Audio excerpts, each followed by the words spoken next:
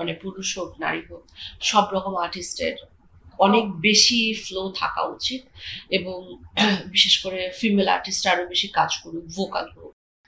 এই যে আপনি নতুন অভিনেত্রীদেরকে আনছেন, মানে এটা কি আপনার মানে ডেবি থেকেই এটা হয়েছে, নাকি সবসময় আপনার মধ্যে এই ধারণাটা ছিল যে আপনি ভিন্ন ভিন্ন কাজ করবেন এবং ভিন্ন ভিন্ন আর্টিস্টদেরকে লঞ্চ করবেন?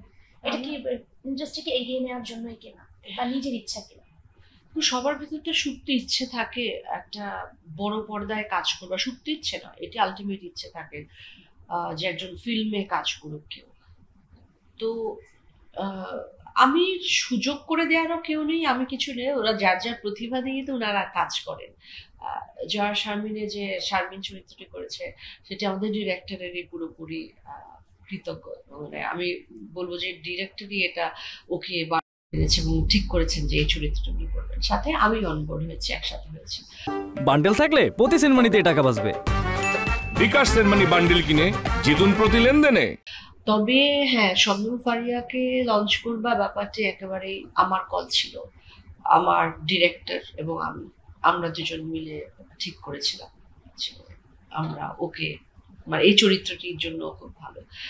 আমি তো চাই, তো আমি এটাও চাই সাথে যারা নতুন আসেন ইন্ডাস্ট্রিতে, যেসব মেয়েরা অথবা ফিমেল আর্টিস্টরা, তারা যেন আসলে লম্বা রেসের ঘোরা হয়, অনেকদিন ধরে কাজ করে, সেটা আমার চাওয়া। এবং আমি সত্যি চাই অনেক অনেক বেশি ফিমেল আর্টিস্ট আসুক, তারা একটি শক্তপোক্ত জায়গা করে নিক। কারণ আনফর্চুনেটলি পুরো পৃথিবীর সাথে আমাদের আশেপাশের দেশ, হলিউড বলুন, বলিউড বলুন, বাংলাদেশ বলুন, সমস্ত জায়গাতেই খুবই মেল ডমিনেটেড একটা হ্যাঁ, মেল ডমিনেটেড একটা শোবিজ আমরা দেখতে পাই, বা বিশেষ করে ফিল্মের জায়গাটা, সেটা ভাঙুক আমি চাই।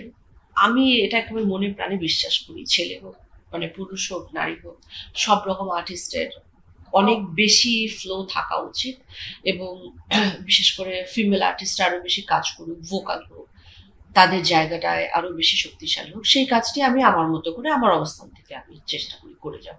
আর সব রকম ছবি দর্শক দেখুক, দর্শক যত বেশি ছবি দেখবার চর্চায় থাকবে তত বেশি আমাদের ইন্ডাস্ট্রির জন্য লাভ হবে।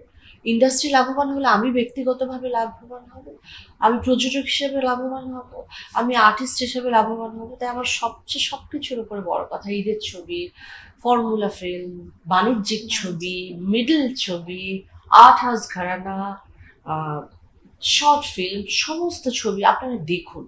মানে দেখবার চোখটা তৈরি করুন এবং সিনেমা নিয়ে দেখবার পর কথা, ভালো মন্দ খারাপ, ভালো জয় ভালো করেনি, জয় এটা এমন করেছে এমন, এই চর্চাটা জারি থাকুক, এই চর্চাটা হোক।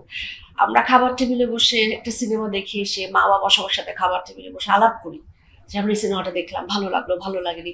এই সিনেমা দেখবার, বই পড়ার, এই যে একটা চর্চা, এই চর্চাগুলো থাকবে। Time is changing now, of course change হচ্ছে এবং আমি চাই যে এই চর্চাটা থাকুক এবং আমাদের ছবিটাও দেখবার যথেষ্ট লোক আছে এবং এটা সবাই এই সিচুয়েশনের ভেতর দিয়ে গেছে, এটা দেখবে দর্শক, যতটুকুই দেখেন সেটুকুই আমি সেটাতেই খুশি।